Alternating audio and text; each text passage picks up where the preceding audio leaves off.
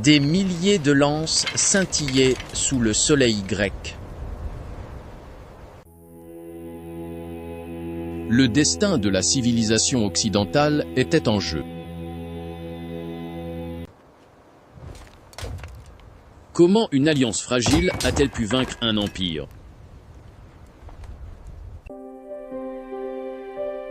Abonnez-vous à Imperium et Chaos pour plus d'histoires.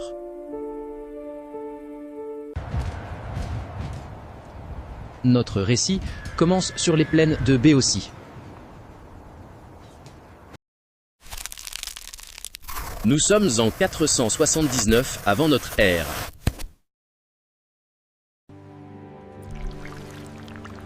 Un an après la glorieuse bataille de Salamine,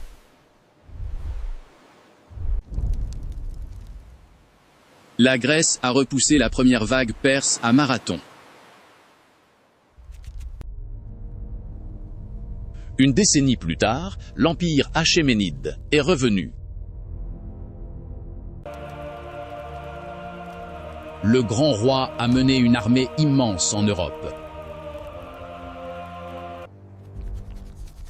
Les Thermopyles sont tombés après une résistance héroïque. Athènes a été incendiée une seconde fois.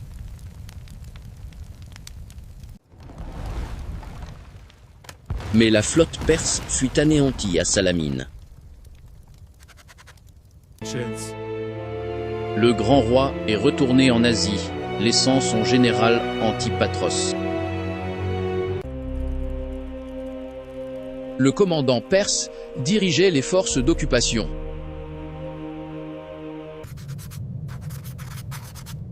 Son armée comptait de nombreux peuples de l'Empire. Des Perses, des Mèdes, des Bactriens et des Indiens. Même des Grecs d'Ionie combattaient pour les envahisseurs.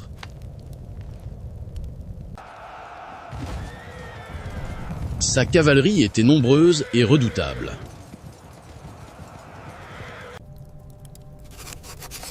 L'infanterie perse était plus légèrement équipée que les Grecs. Leur tactique reposait sur des volées de flèches.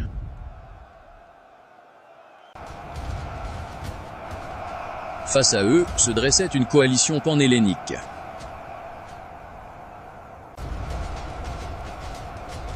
C'était la plus grande armée hoplitique jamais réunie.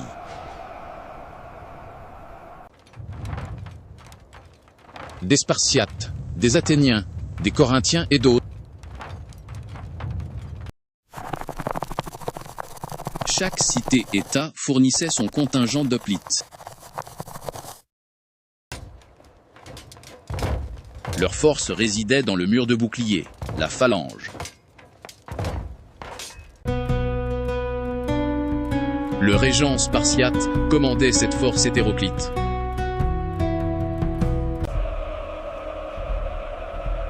Il portait la lourde responsabilité de la survie grecque.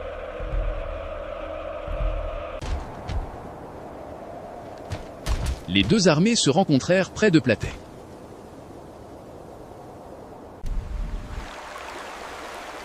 La rivière Asopos séparait les deux camps ennemis.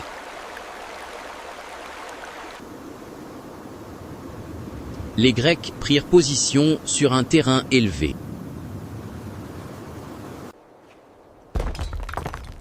Ce relief protégeait leurs phalanges des charges de cavalerie.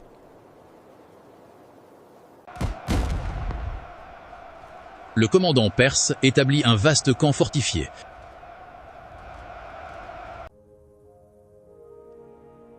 Il cherchait à attirer les Grecs en plaine.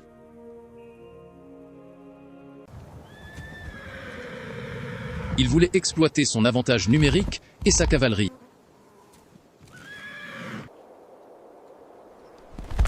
Une longue impasse de 11 jours s'installa.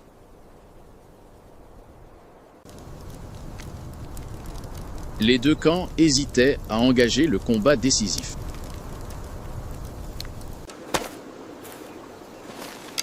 La stratégie perse devant une guerre d'usure.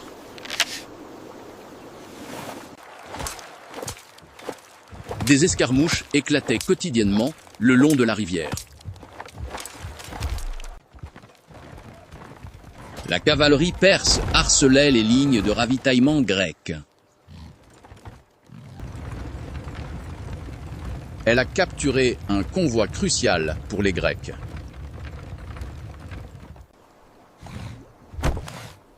Puis, elle a empoisonné la source Gargafia.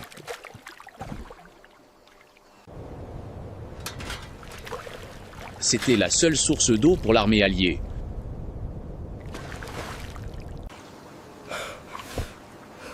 Les Grecs souffraient d'un manque d'eau et de vivres.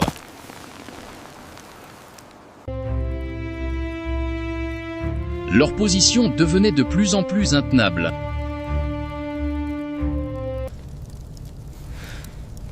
Le moral commençait à faiblir dans le camp hellénique.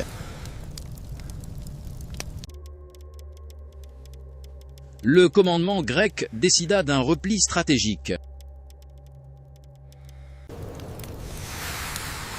L'objectif était de trouver une meilleure position.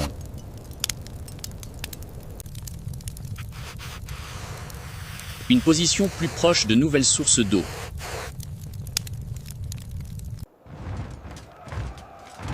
Le retrait devait s'effectuer de nuit, en secret. Mais la coordination entre les contingents était difficile. L'opération nocturne se transforma en chaos désorganisé. Certains contingents se retirèrent trop loin du front. D'autres refusèrent d'obéir, créant des brèches.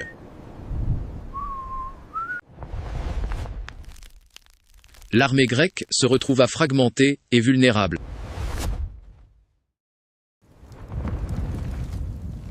L'aube révéla le désordre des lignes alliées. Le commandant perse vit une opportunité unique.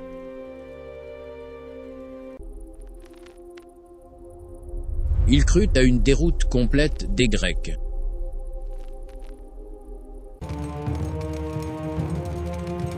Il lança sa garde d'élite en premier.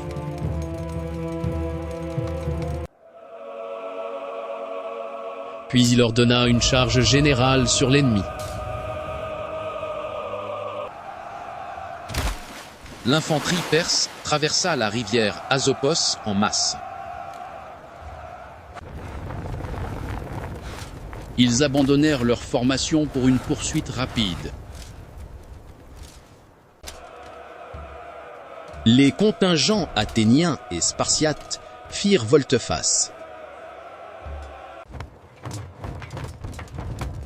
Ils attendaient l'assaut sur des positions favorables.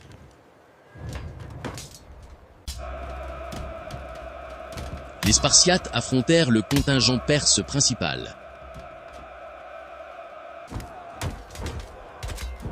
Les Athéniens combattirent les Grecs pro-perses.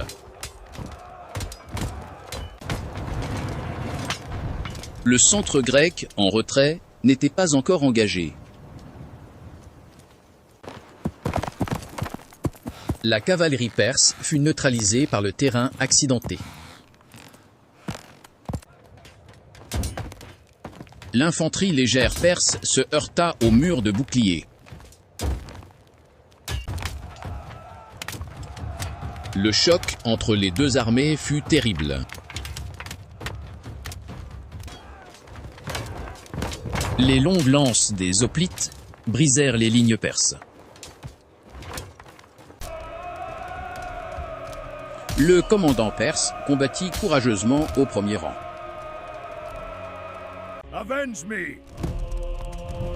Sa mort sema la panique dans les rangs achéménides. L'armée perse, privée de chef, se disloqua.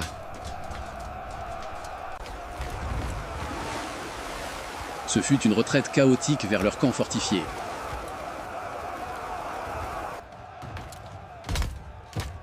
Les Grecs prirent d'assaut le campement ennemi.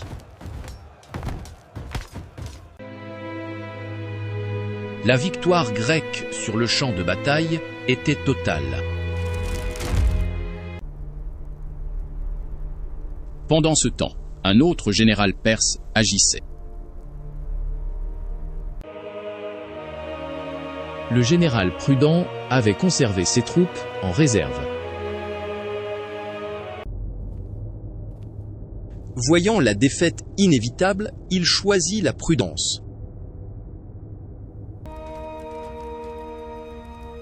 Il refusa d'engager ses 40 000 hommes.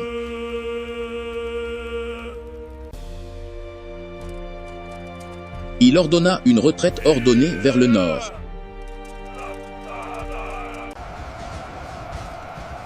Son corps d'armée s'échappa presque intact de la bataille.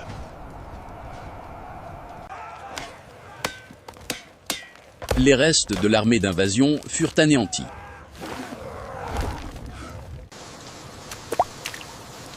La menace perse sur la Grèce continentale était écartée.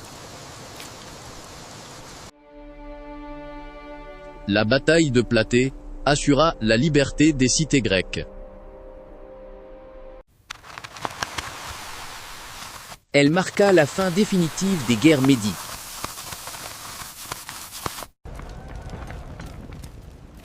Un nouveau chapitre s'ouvrait pour le monde hellénique.